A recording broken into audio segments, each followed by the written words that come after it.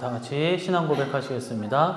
전능하사 천지를 만드신 하나님 아버지를 내가 믿사오며 그 외아들 우리 주 예수 그리스도를 믿사오니 이는 성령으로 잉태하사 동정녀 마리아에게 나시고 본디오 빌라도에게 받으사 십자가에 못 박혀 죽으시고 장사한 지 사흘 만에 죽은 자 가운데서 살아나시며 하늘에 오르사 전능하신 하나님 우편에 앉아 계시다가 저리로서 산자와 죽은 자를 심판하러 오시리라.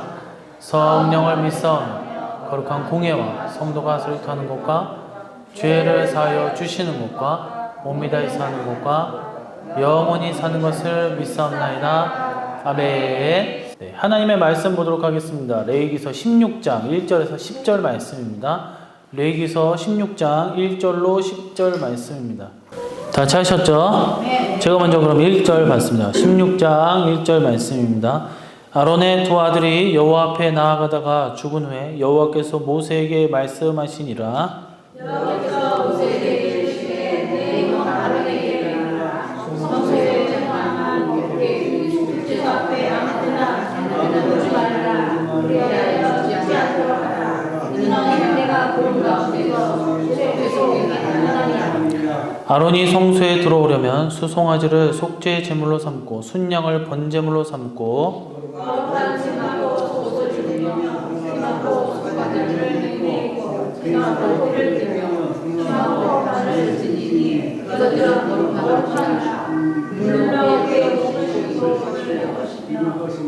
이스라엘 자손의 회중에게서 속죄 제물로 삼기 위하여 순염소 2마리와 번제물로 삼기 위하여 순양 1마리를 가져갈지니라.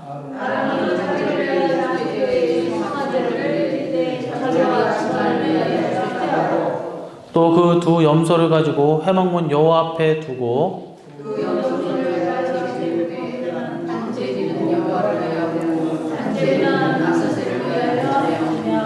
아론은 여호와를 위하여 제비 뽑은 염소를 속죄제로 드리고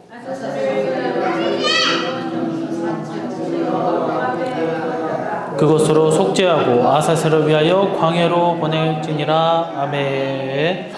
할렐루야. 오늘도 하나님의 은혜가 함께 하시기를 간절히 소망합니다.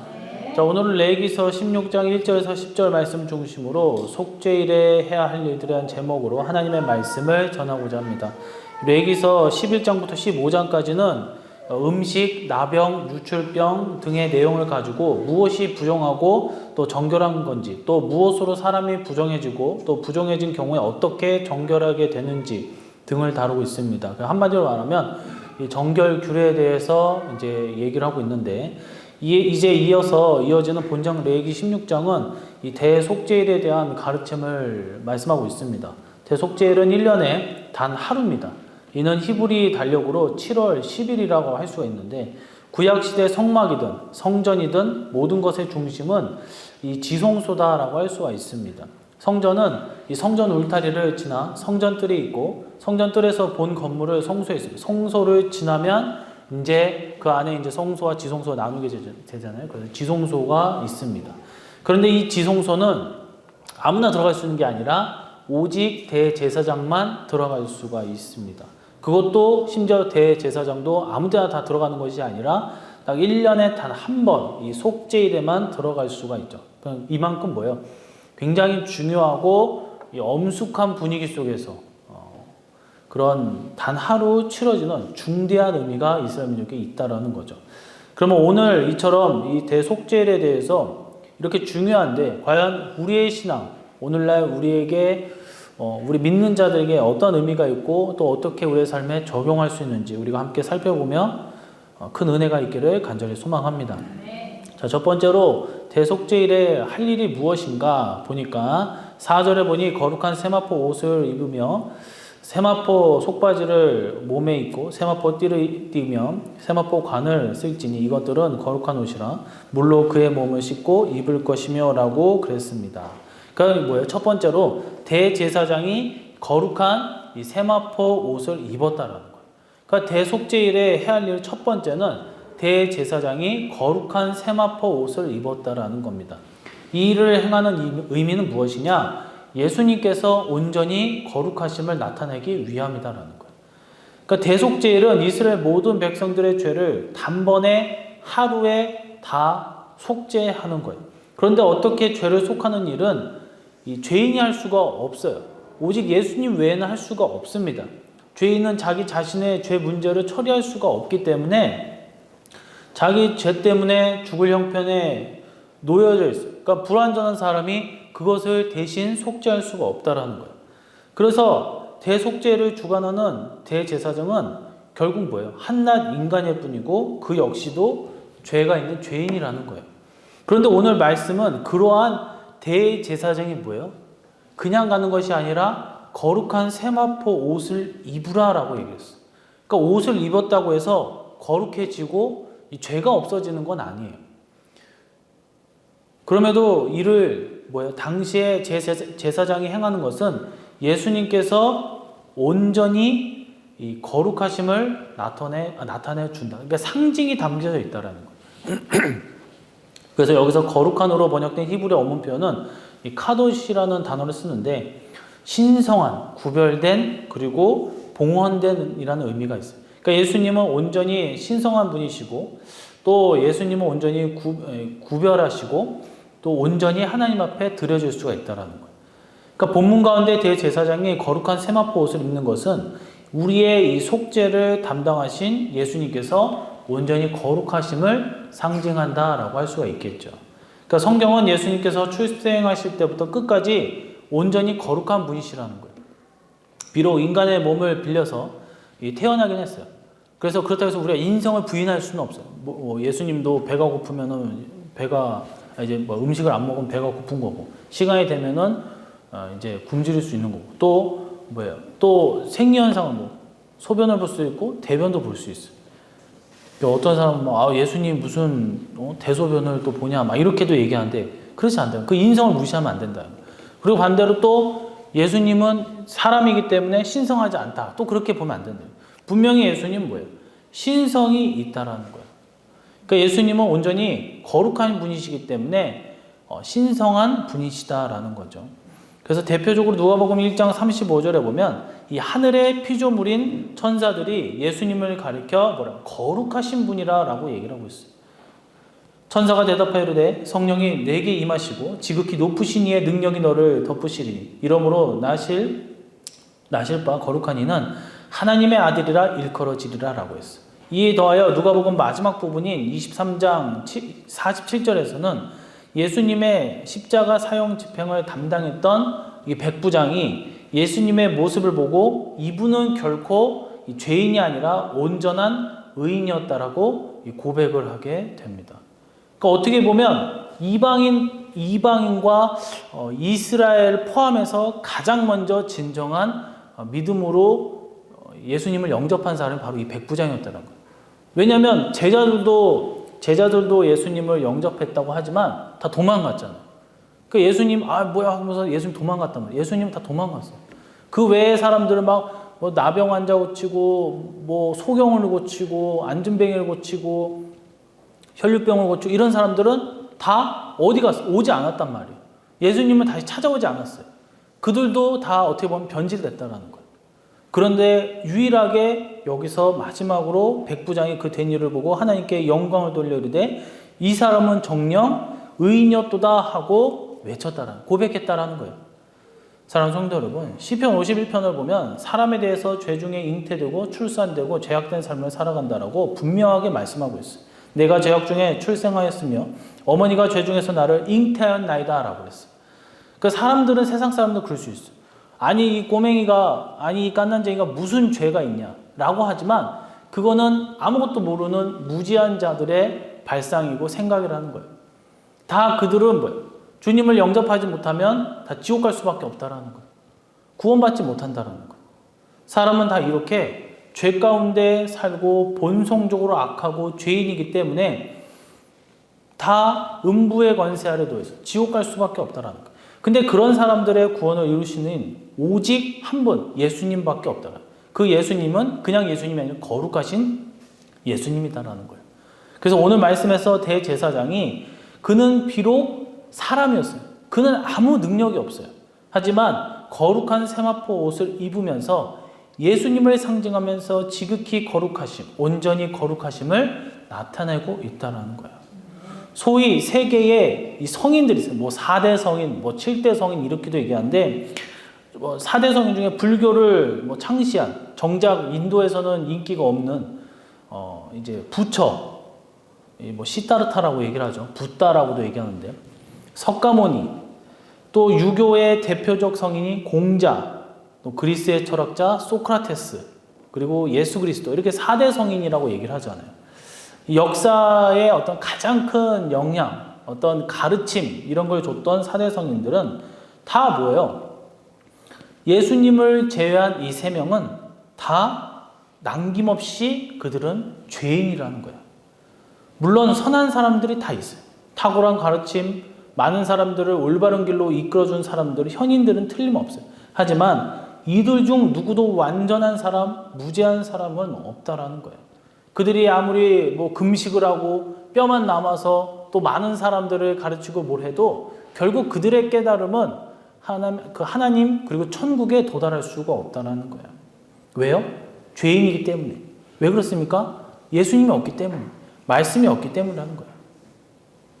그러나 예수님은 우리가 신앙 고백에서 고백하듯이 성령님으로 잉태되신 유일한 거룩하신 분, 죄가 전혀 없으신 분이라는 거예요. 그분만이 죄가 없으시기에 오직 인류의 대표로서 우리의 속죄를 이루실 수 있는 단 한 명의 의인이다라고 할 수가 있겠습니다.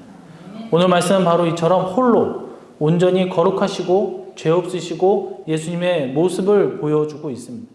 하루 동안 단번에 이스라엘의 속죄가 이루어진 이날에 대제사장의 모습은 거룩한 세마포 옷을 입고 모든 예식을 집전하는 모습, 그것은 바로 우리를 위해 우리의 유일한 구속주이시고 구원자이신 예수님의 온전하시고 거룩하심을 나타내고 있다는 거예요.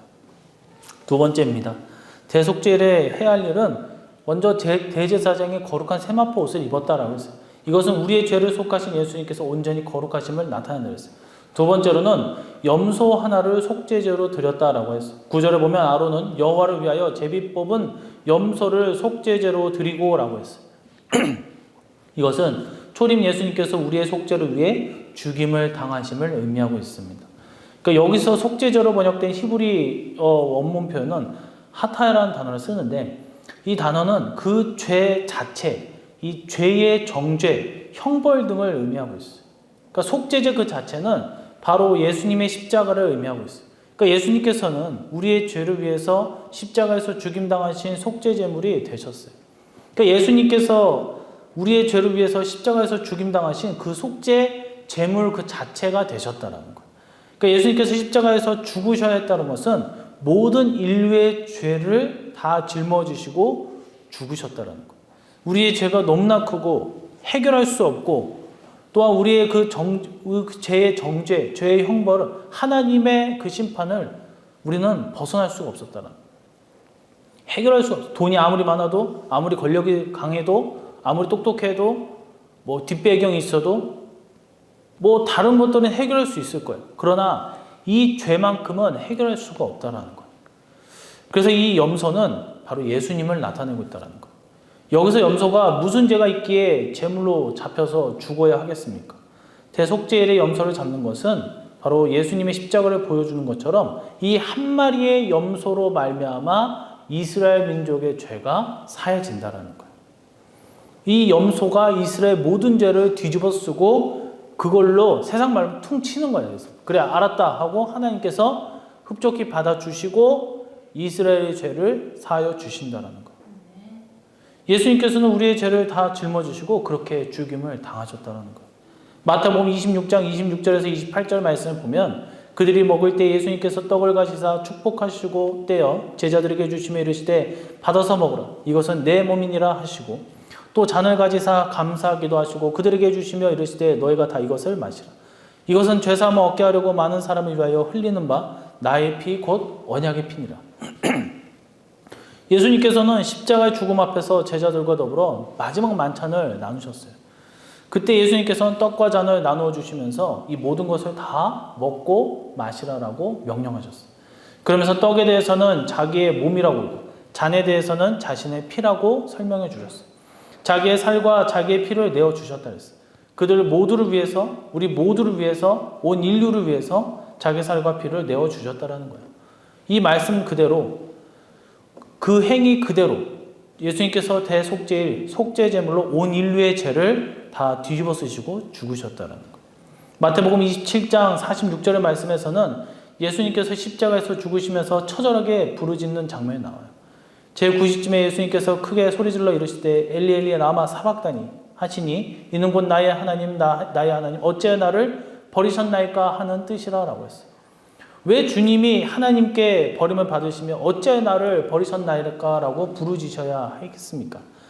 주님께서는 우리의 죄를 다 짊어지시고 철저히 죄인이 아닌데 죄인이 되어 버리셨다는 거예요. 그래서 하나님께 버림을 당했다는 거예요.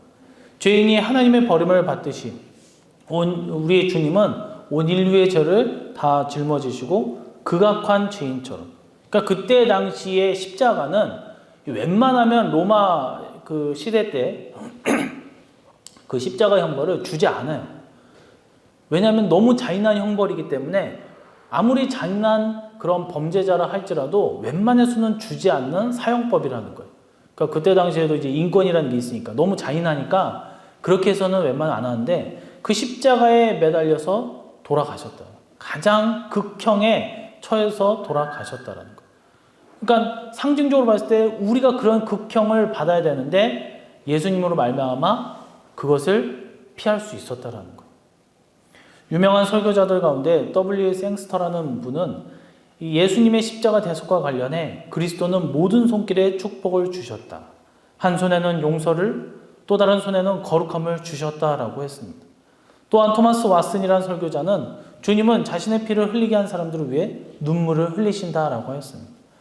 주님의 핵심 사역은 십자가고 십자가는 바로 사죄와 용서를 향합니다. 이는 우리를 늘 기억하고 묵상하고 감사해야 될 줄로 믿습니다. 요즘에 보세요, 요즘에 한창 이제 시끄러운 게 이제 그 퀴어 축제잖아요. 동성애자들 축제하는 거. 동성애자 축제하면 좀 이제 인정을 좀 받으려면 좀 아름답게라도 좀 해가지고 해야 되는데 막 보면은 엄청 그 지저분하잖아요. 막 하는 거 보면 왜 그런 옷을 입고 다니는지도 모르겠고 정신 나간 사람들처럼 하고 막 다 눈살을 찌푸리게 한단 말이에요. 그러면서 막 자신을 막 인정해야 된다. 아름다운 거다. 그러면서 여자, 남자. 그러면서 또 어디서 또 애를 데리고 왔는지 모르지만 우리 애를 키우는 거다. 그럼 걔는 이제 엄마 아빠가 아니라 아빠 엄마 이런 식으로 될 거 아니에요. 난리입니다, 난리. 그런 인류를 위해서 예수님께서는 십자가의 형벌을 받으셨는데 사람들은 정신을 못 차리고 계속적으로 하나님 앞에 범죄를 저지르고 있다는 거예요. 그걸 누가 감당하겠냐라는 거예요. 그걸 어떻게 그들이 만약에 심판을 받게 된다면 어떻게 되겠습니까? 이처럼 인류는 계속적으로 범죄를 하고 주님 앞에 반역을 하고 계속 마귀의 권세 아래 자꾸 살아가려고 한다는 거예요. 그러나 분명한 것은 주님께서는 우리를 택해 주시고 우리의 죄를 분명하게 알게 해주시고 또한 주님으로 말미암아 우리는 구원케 해주시고 천국을 보게 해주시고 또한 염소와 같이 주님께서 희생하신 그 귀한 선물과 또한 그 희생으로 말미암아 우리가 다시 살아난 것에 대해서 우리가 그 주님의 그 은혜를 날마다 기억하고 감사하며 사시기를 간절히 소망합니다. 죄인에서 벗어나 오직 천국 백성으로서 큰 기쁨과 은혜를 누리시기를 간절히 소망합니다. 마지막 세 번째입니다. 첫 번째는 대제사장의 거룩한 세마포 옷을 입었다라 했어요. 이것은 우리의 죄를 속하신 예수님께서 온전히 거룩하심을 나타내고 있어요. 두 번째는 염소 하나를 속죄제로 드렸다. 이것은 초림 예수님께서 우리의 속죄를 위해 죽임당하심을 의미한다고 했습니다. 마지막 세 번째입니다. 염소 하나를 이제 광야로 보냈다라고 했어요. 10절에 보면 아사셀을 위하여 제비 뽑은 염소는 산채로 여호와 앞에 두었다가 그것으로 속죄하고 또 아사셀을 위하여 광야로 보낼지니라. 이는 재림 예수님께서 속죄를 완성하시고 영원히 사심을 의미한다라고 볼 수가 있습니다. 그래서 오늘 말씀에서 이 산채로 번역된 히브리어 원문 표현은 하이라는 단어를 씁니다. 이 하이는 생명력, 힘센, 빠른 등의 의미가 있어요. 이 같은 표현 안에는 여러 가지 내포가 되어 있는데 이 두 마리 가운데 한 마리는 죽여요. 그리고 이것은 십자가의 대속을 의미한다고 했어요. 그리고 다른 한 마리는 살려서 광야로 보냅니다. 그것은 이 부활을 상징한다라고 했어요. 그러니까 한 걸음 더 나아가 궁극적으로 예수님의 다시 오실 예수님, 재림을 상징한다라는 거. 두 마리 중 살아남은 염소의 모습을 묘사하며 산채라는 표현을 사용한 것을 생각해 보면 생명의 힘, 속도가 담겨져 있어요. 그러니까 예수님의 부활의 능력과 재림의 영광을 모두 포함하고 있다는 거예요. 대속죄일, 그것은 십자가로 끝나지 않는다라는 거예요. 우리를 위해서 십자가에 죽으신 예수님은 또한 부활하시고 최후에 재림하셔서 능력으로 자기를 드러내실 줄 믿습니다. 이것이 오늘 바로 말씀에 담겨져 있어요. 계시록은 예수님의 다시 오실 그런 약속의 계시예요. 계시록은 그 시작부터 예수님께서 얼마나 영광스러운 모습으로 이 땅에 다시 오실지, 재림하실지를 보여주고 있다는 거예요. 그래서 계시록 1장 17절에서 18절의 말씀을 보면 내가 볼 때에 그의 발 앞에 엎드려져 죽은 자와 같이 되며 그가 오른손을 내게 얹고 이르시되 두려워하지 말라. 나는 처음이요 마지막이니 곧 살아있는 자라. 내가 곁에 전에 죽었었노라. 볼지어다 이제 세세토록 살아있어 사망과 음부의 열쇠를 가졌노니라고 했어요. 그러니까 주님은 자기 자신을 뭐예요? 처음이라고 했어요. 그리고 마지막이라고 했어요. 그리고 영원한 분이라고 얘기했어요. 세세토록 살아있다라고 말씀하셨어요. 영원히 살아계신 분, 곧 하나님의 모습으로 자신을 드러낸다고 했어요. 또 예수님께서는 전에 죽으셨다 했어요. 십자가에 돌아가셨다 했어요. 하지만 권능으로 능력으로 살아계셔서 사망과 음부의 열쇠를 소유하고 계셨다. 그렇습니다. 주님께서는 우리를 위해 십자가에 돌아가신 거예요. 그리고 거기서 끝난 것이 아니에요. 4대 성인 중에 3명은 죽었어요. 하지만 예수님만이 영원히 살아 계신다는 거예요. 이것이 대속죄일의 두 염소의 의미예요. 한 마리는 속죄제로 드리지만 한 마리는 살게 하는 그 규례의 궁극적인 의미라는 거예요. 아브라함 링컨은 23살에 주의회 의원으로 입후보할 때 이 선거용 전단에다가 이렇게 적어 놓았다고 합니다. 나는 젊고 또 내가 누군지 아는 분은 그리 많지 않습니다. 나의 삶의 가장 미천한 곳에서 태어나서 여지껏 저는 거기서 떠나본 적이 없습니다. 나를 청구해 줄 만한 부유하거나 명망 있는 친척이나 친구도 없습니다. 만약 여러분이 저를 뽑아주신다면 저에게 커다란 호의를 베푸시는 셈치고 나는 그 호의에 보답하고자 열심히 일을 하도록 하겠습니다. 그러나 만일 착하신 어른들께서 지혜롭게 판단하시어 나는 아니다. 그래서 뽑지 않으신다 하더라도 저는 상심하지 않을 것입니다. 나는 이미 너무 많은 실망을 겪어본 경험이 있기 때문이다 라고 얘기를 했다고 해요. 그리고 이러고 나서 딱 당선이 되면 되는데 그렇지 않았어요. 그는 결국 낙선의 쓴잔을 마십니다. 23살의 젊은 나이에 이미 여기에서 볼 수 있는 것은 그의 도량과 포부가 어떠한지를 충분히 드러내고 있다는 거예요. 그러나 결국 그는 길다고 하면 길고 짧다고 할 짧은 2년 후에 1834년에 드디어 일리노이주 의회 의원으로 당선되었어요. 그 후에 계속적으로 당선되어 무려 4선의 영광을 차지하게 됐다고 합니다. 그리고 우리가 잘 알듯 나중에는 미국의 위대한 대통령이 되고 말죠. 참 믿음을 가진 성도의 모습이 바로 이와 같다라고 할 수 있어요. 그러니까 처음에는 뭐예요? 고난과 절망을 갖고 있어요. 그런 모습을 갖고 있어요. 하지만 궁극적으로 뭐예요? 더 나은 모습, 영광스러운 모습으로 우리는 향할 줄로 믿습니다. 왜 그렇습니까? 바로 예수님의 모습이 그와 같기 때문이에요. 속죄를 위해 죽은 한 마리의 염소와 그래서 그 한 마리의 염소와 같이 주님은 죽으셨으나 또한 살려주는 염소처럼 결국 부활하시고 영원히 사시고 영광 중에 재림하시기 때문이라. 십자가의 저주, 아까도 얘기했죠. 극형이라고 했어요. 예수님 십자가에서 못 박혀 돌아가시고 거기서 끝났다면 불행한 사람이었어요. 그냥 저주로 받고 끝난 사람이었어요. 그냥 한 시대를 좀 풍미하고 그냥 뭐 어떤 희생을 당한 사람을 끝날 수 있어요. 하지만 그 고난 끝에 거기서 끝난 것이 아니라 더 나아가 영원히 사시고 영광스럽고 그렇게 승천하시고 거기서 끝나는 것이 아니라 더 사람의 말로 형용할 수 없는 영광 중에 재림하신다라는 거예요. 미국의 아무리 위대한 대통령, 미국의 뭐 대단한 뭐 그런다 하더라도 세상에 어떠한 황제라 하더라도 예수님한테는 비교할 수가 없다라는 거예요. 사랑하는 성도 여러분, 저와 여러분이 이런 예수님과 동참하는 참종들 또한 참 제자들 그리고 주님 안에 또한 자녀들이 되셔서 이 영광에 우리가 동참하여 주님 앞에 찬양과 영광 올릴 수 있는 주님의 귀한 자녀들 되기를 간절히 소망합니다. 말씀 맺도록 하겠습니다. 대속죄일에 해야 할 일들의 의미에서 첫 번째는 대제사장이 거룩한 세마포 옷을 입었다 그랬어요. 이것은 단순히 속옷을 입고 뭐 깨끗한 옷을 입고 이것이 아니라 우리의 죄를 속하신 우리의 죄를 사하여 주신 예수님께서 온전히 거룩하신 분이다라는 것을 의미한다 그랬어요. 두 번째로는 염소 하나를 속죄제로 드렸다 그랬어요. 이것은 초림 예수님께서 우리를 위해 헌신하고 희생하시고 결국 죽임을 당하심을 의미한다고 했습니다. 마지막 세 번째로 염소 하나는 광야로 보내 살려줬다 그랬어요.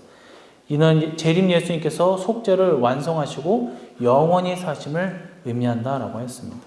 이 말씀에 우리는 담겨진 복음을 우리는 깨닫고 기억하고 심령에 간직해야 될 줄로 믿습니다.